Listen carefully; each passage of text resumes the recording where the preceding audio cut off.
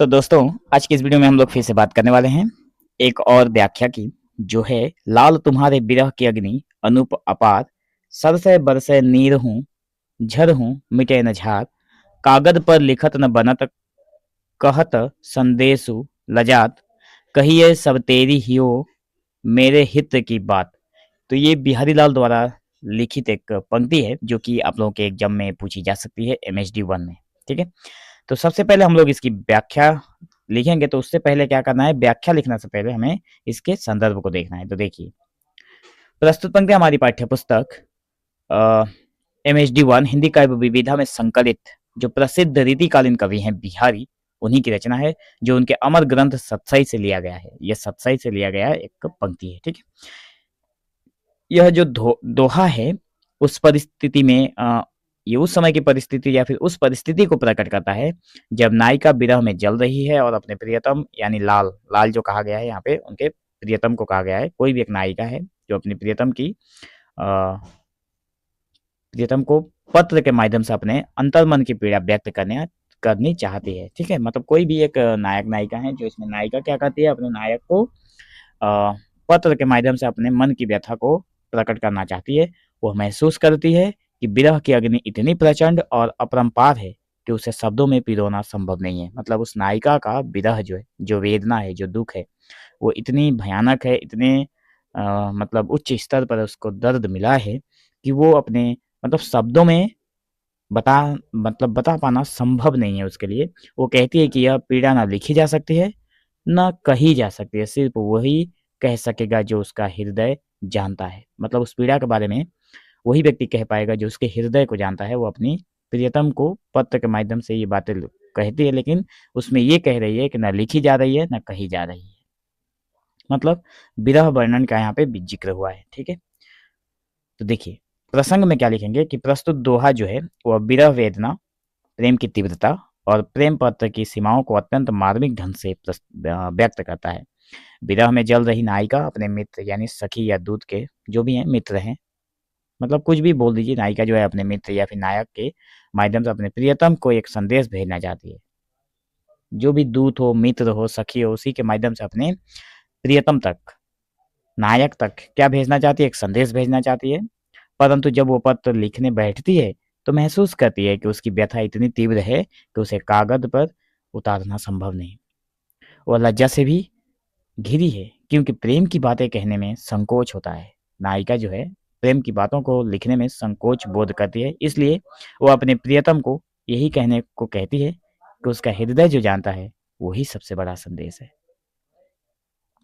तो इसका हम लोग विस्तृत व्याख्या देखेंगे, जिसमें पहला बिंदु है, पहली लाइन जो थी कि लाल तुम्हारे विरह की अग्नि अनूप अपार। मतलब यहाँ लाल का अर्थ है प्रियतम, प्रियतम से है। ठीक है, और कहती है कि नायिका कहती है कि तुम्हारे विरह की अग्नि अनोखी और अपार है, इसकी कोई तुलना नहीं, यह अग्नि तन मन को जलाने वाली है। मतलब नायिका का जो तन है, मन है, उसका जो मतलब पूरा का पूरा मन अपने नायक में लगा हुआ है, अपने प्रियतम में लगा हुआ है, और उसकी विरह में वो जल रही है और कहती है कि ये मेरे पूरे शरीर को, मन को, तन और मन को जलाने वाली विरह वेदना है। 2 नंबर की पंक्ति है कि सर से बरसे नीर हूँ, झर हूँ मिटे न झार। मतलब नायिका कहती है कि वो विरह की अग्नि में जलती तो है, ठीक है, परंतु वो अग्नि आंसुओं के जल से भी बूझ नहीं रही। जो अग्नि जल रही है वो आंसुओं के बूंद से, ठीक है, वो नहीं बूझ रही है। मतलब वो अग्नि आंसुओं से नहीं बुझने वाली, वो आंसू भी बहा रही है, फिर भी विरह की आग शांत नहीं हो रही है। इतनी विरह वेदना में तड़प रही है नायिका, ठीक है, अपने प्रियतम से मिलने के लिए। आगे देखिए, तीसरे नंबर बिंदु है कि विरह की आग स्थायी या अनुभुज पीड़ा के रूप में भी यहाँ पे जिक्र हुआ है। तो इस पंक्ति में यह दिखाया गया है कि यह अग्नि लौकिक अग्नि नहीं है। ये जो अग्नि की बात हो रही है यहाँ पे, वो साक्षात शरीर को जला नहीं रही है, दिख नहीं रहा है कि वो जल रही है, लेकिन फिर भी वो अंदर ही अंदर जल रही है। तो इसे बुझाना संभव नहीं है। नायिका का जो शरीर के मन में जो अग्नि जल रही है, उसे बुझाना संभव नहीं है, क्योंकि वो अग्नि उसके आंसुओं के बूंदों से नहीं बुझने वाली। यह प्रेम की तीव्रता और विरह की अमरता का संकेत है। यहाँ पर आगे की पंक्ति में है, कागज पर लिखत न बनत। देखिए नायिका कहती है कि वो अपने प्रिय को पत्र के माध्यम से अपने मन की बात कहना चाहती है, परंतु वह भाव शब्दों में नहीं उतर पा रही है। जो वो बात कहना चाहती है वो शब्दों से बयान नहीं कर पा रही है। कहत संदेशु लजात, कहना कहने में लज्जा भी आती है, मतलब बोल रही है कि कहने में लज्जा भी आती है वो बातें, क्योंकि प्रेम विवेक और वाणी दोनों को बांध देता है। प्रेम जो है वो उसकी विवेक और वाणी दोनों को रोके रखता है। एक ओर विरह की ज्वाला है तो दूसरी ओर कहने में संकोच भी है। लज्जा और आत्मसंकोच का चित्रण 6 नंबर बिंदु में हुआ है। देखिए इसमें यहाँ पे बताया गया है कि इस पंक्ति में प्रेम में उत्पन्न जो संकोच है और अंतरंग भावों को व्यक्त करने की कठिनाई का सुंदर चित्रण हुआ है। 7वां नंबर बिंदु में है कि कहिए सब तेरी ही हो मेरे मित्र की हित की बात। नायिका अपने दूत या फिर सखी से कहती है कि अब तू बस इतना कहना कि मेरा हृदय जो जानता है वो सब कुछ है, वही सब कुछ है। हृदय ही सारे संदेश का सार है। ठीक है, हृदय की भाषा या फिर प्रेम की सच्ची अभिव्यक्ति के रूप में यहाँ पे, तो यहाँ कबीर जैसे भक्तों की तरह बिहारी भी यह संकेत करते हैं कि प्रेम शब्दों का नहीं भावों का विषय है।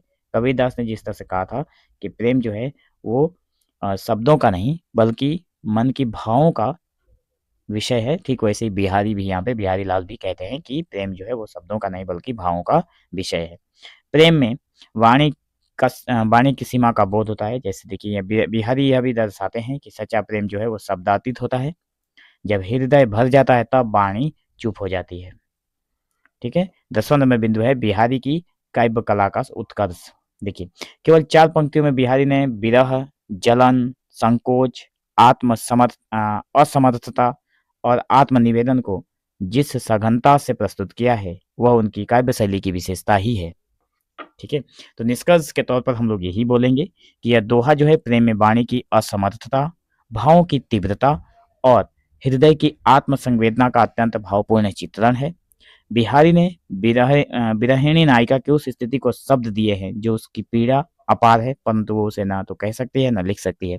मतलब अपनी नायिका के उस विरह का उन्होंने वो विरह वेदना को इन्होंने यहाँ पे उभारा है, जिसमें एक नायिका अपने प्रियतम को न तो अपने अंदर उठने वाली अ, विरह को बता सकती है, न लिख सकती है, न कह पा रही है। ये केवल वही जान सकता है जो प्रेम की अग्नि में स्वयं जला हो। जो आदमी प्रेम करके खुद उस अग्नि में जला हो वही व्यक्ति उसको जान सकता है, जिस तरह से वो नायिका भी जल रही है अपने प्रियतम के विरह में।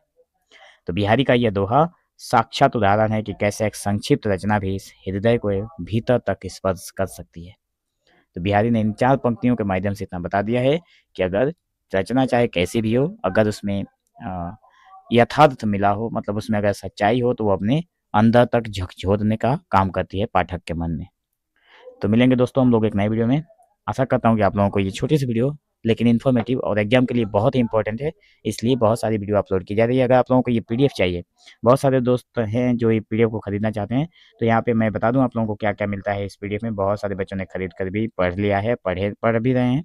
अगर आप लोग इस पीडीएफ को खरीदना चाहते हैं तो डिस्क्रिप्शन में आप लोगों को व्हाट्सअप नंबर मिलेगा, वहाँ से कॉन्टैक्ट कर सकते हैं। व्हाट्सअप में ये पीडीएफ प्रोवाइड कर दिया जाएगा, लेकिन इसकी कुछ कीमत रखी गई है, जो कि इसकी कीमत है 119 करके, जिसमें 119 करके इस पीडीएफ की कीमत है, जिसमें आपको इतने सालों का जो पेपर है वो सॉल्व किया हुआ मिलता है। आप लोग देख पा रहे हैं स्क्रीन पर 1 से लेकर 7 तक यहाँ पे सीरियल नंबर है, लेकिन आप लोग देख लीजिए जून 2022 से लेकर जून 2025 तक का जो पेपर है वो सॉल्व किया हुआ मिलता है यहाँ पर। ठीक है, तो बहुत सारे ऐसे दोस्त होते हैं जिनको इनकी ज़रूरत होती है। बहुत सारे बच्चे केवल वीडियो देखने से नहीं होता है, पीडीएफ पढ़ना भी पड़ता है।